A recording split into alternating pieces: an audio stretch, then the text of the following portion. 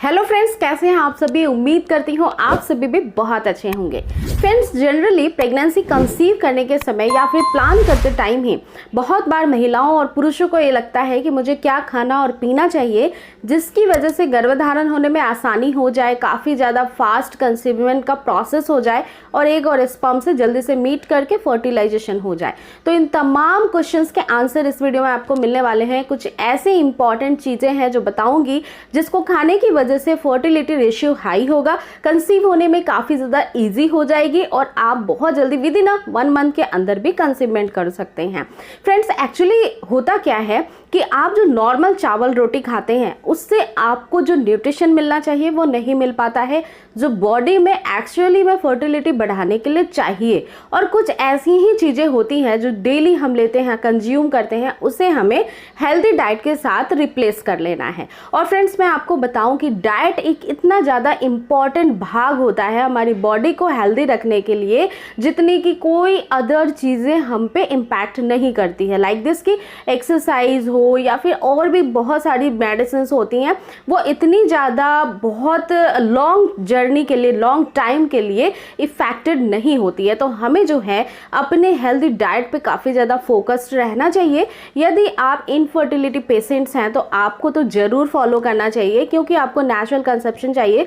और मैं आपको बताऊं फ्रेंड्स कि नेचुरल कंसेप्शन में पैसे कम खर्च होते हैं, वो हेल्दी होता है, लॉन्ग टाइम के लिए आपका बच्चा भी हेल्दी होता है और साथ ही साथ वो बार बार जो है ना बीमारियों से नहीं जूझता है।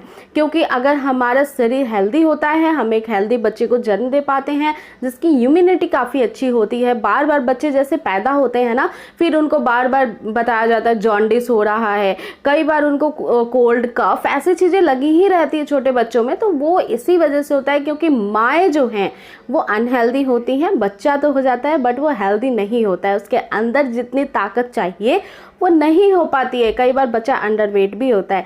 तो चलिए हम बात करते हैं कि ये जो डाइट है ये कम्प्लीटली प्रेगनेंसी प्लान करते वक्त से ही लेना है, जैसा कि मैंने आपको बताया।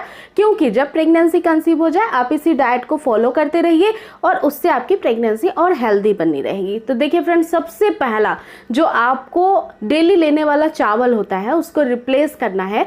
जो वाइट राइस होती है इसके अंदर शुगर लेवल काफ़ी हाई होता है। अगर मान लीजिए कि आप डायबिटिक पेशेंट हैं तो आपके लिए और भी ज़्यादा अनहेल्दी है। और साथ ही साथ कई सारी प्रेग्नेंट महिलाओं को भी जेस्टिनेशनल डायबिटीज़ हो जाता है, तो ये इसके भी प्रॉब्लम्स को इंक्रीज कर देता है। महिलाओं का फ्रेंड्स वेट काफ़ी ज़्यादा होता है जिसकी वजह से कंसीव होने में दिक्कत होती है, या फिर यूट्रस के अंदर फाइब्रॉइड्स होते हैं जिसकी वजह से कंसीव होने में प्रॉब्लम आने लगती है। अगर पीसीओडी है, पीसीओएस है, तो भी ऐसी महिलाओं को वाइट राइस का बिल्कुल भी सेवन नहीं करना चाहिए। उनको इसे रिप्लेस करना चाहिए ब्राउन राइस से।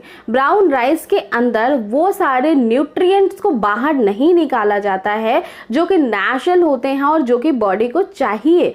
क्योंकि जो ब्राउन राइस होते हैं इसमें बहुत ही अच्छे से फ्रेंड्स क्या होता है कि फाइबर भी होता है जो हमारे पाचन क्रिया को काफ़ी अच्छा रखता है। और पेट से संबंधित ही कई सारी मल्टीपल प्रॉब्लम्स स्टार्ट होती हैं जब आप इनफर्टिलिटी फेस करती हैं, खासकर हम महिलाओं की बात करें तो राइस को है रिप्लेस करिए ब्राउन राइस के साथ। दूसरी चीज़ फ्रेंड्स, साइट्रिक एसिड वाले फ्रूट्स खाना बेहद इंपॉर्टेंट होता है यदि आप प्रेगनेंसी प्लान कर रहे हैं। बिकॉज इसका एक साइंटिफिक रीज़न ये होता है कि आपके शरीर की वीकनेस दूर होती है। बार बार आप किसी इन्फेक्शन के चपेट में नहीं आते हैं। जनरली क्या होता है, फीमेल्स के साथ ऐसा काफ़ी ज़्यादा होता है क्योंकि उनको जो है डिस्चार्ज की प्रॉब्लम होती है और ये डिस्चार्ज नॉर्मली आती है हर एक फीमेल्स को, बिकॉज ये यूट्रस को क्लीन करने के लिए होता है। बट जब ये डिस्चार्ज आता है तो कई बार बाहरी बैक्टीरिया के संक्रमण में आकर के आपके प्राइवेट पार्ट में इन्फेक्शन दे जाता है जिसको हम यूरिनरी ट्रैक्ट इन्फेक्शन, यूटीआई या फिर ईस्ट इन्फेक्शन, इस तरीके की बैक्टीरियल इन्फेक्शन हो जाती है। और इस कंडीशन में भी कंसीव होने में दिक्कत आने लगती है। महिलाओं के शरीर में कई सारे ऐसे प्रॉब्लम उत्पन्न हो जाते हैं जो कि नहीं होने चाहिए, जैसे फीवर आने लगते हैं, उनका पीरियड साइकिल इनरेगुलर होने लग जाता है, पीरियड का फ्लो ज़्यादा आने लग जाता है। कई बार ये बैक्टीरियल इन्फेक्शन अंदर यूट्रस की तरफ भी चला जाता है, तो ऐसे में तो कंसीव बिल्कुल ही नहीं होगा। तो इसको दूर रखने के लिए बॉडी की इम्यूनिटी लेवल को बढ़ाना बहुत ज़्यादा इंपॉर्टेंट है और वो तब होता है जब आप साइट्रिक फ्रूट्स का सेवन करती हैं। साइट्रिक फ्रूट्स में वो सारी चीज़ें जो खट्टे होते हैं वैसे फलों का सेवन करिए, अत्यधिक मात्रा में नहीं, लेकिन only 1 glass juice per day आपको लेना ज़रूरी है। आप मौसमी का जूस ले सकते हैं, आप नारियल पानी ले सकते हैं, आप नींबू पानी ले सकते हैं। फ्रेंड्स, इस तरीके से साइट्रिक एसिड वाले जूस लेना इंपॉर्टेंट है। संतरा भी ले सकते हैं। एक क्वेश्चन जो हर बार महिलाएं पूछती हैं कि हमें जूस लेना चाहिए या डायरेक्ट फ्रूट का सेवन करना चाहिए। अब मान लीजिए कि आप नारंगी का जूस पी रही हैं तो उसके न्यूट्रिशन वैल्यू तो आपको मिलेगी ही, लेकिन उसकी न्यूट्रिशन वैल्यू ओनली आपको 60% ही मिलेगी, क्योंकि 40% आपके फ्रूट के अंदर फाइबर होता है जिसकी कंटेंट बेहद इंपॉर्टेंट होती है आपकी बॉडी के लिए, आपके कॉन्स्टिपेशन लेवल को अच्छा रखने के लिए, आपके लीवर के फंक्शनिंग को सुधारने के लिए।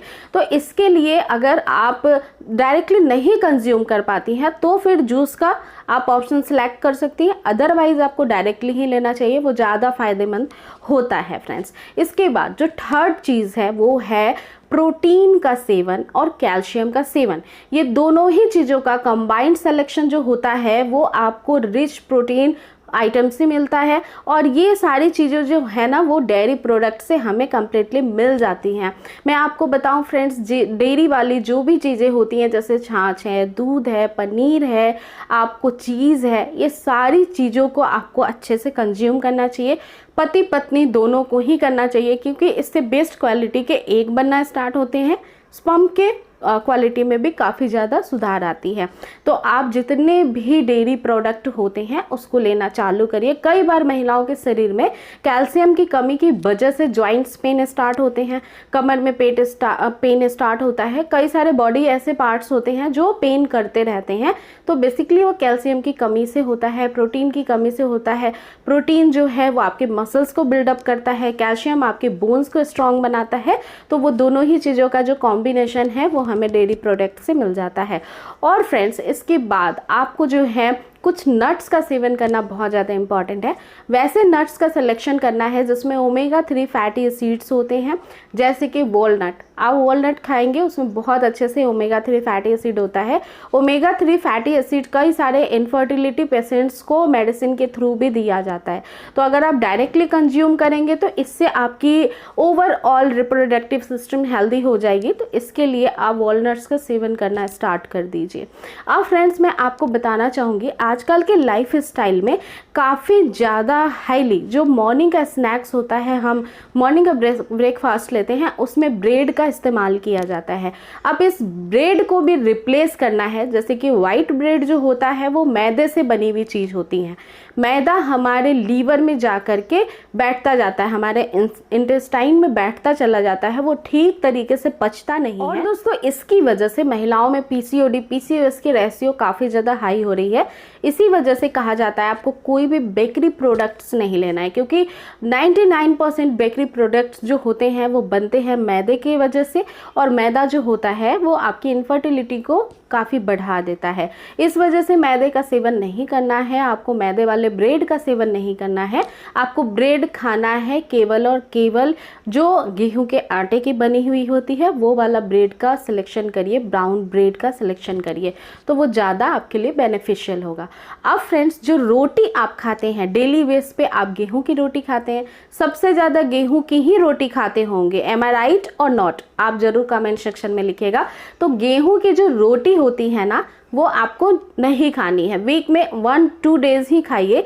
इसके विपरीत आप क्या कर सकती हैं, तो ऑप्शन ये है आपके पास कि आप हो सके तो मल्टीग्रेन जो आटे होते हैं उसका कंबाइंड कॉम्बिनेशन ले लीजिए, या फिर किसी दिन आप जौ का, रागी का, बाजरे का, मक्के का, इस तरीके का आटे का सिलेक्शन करिए।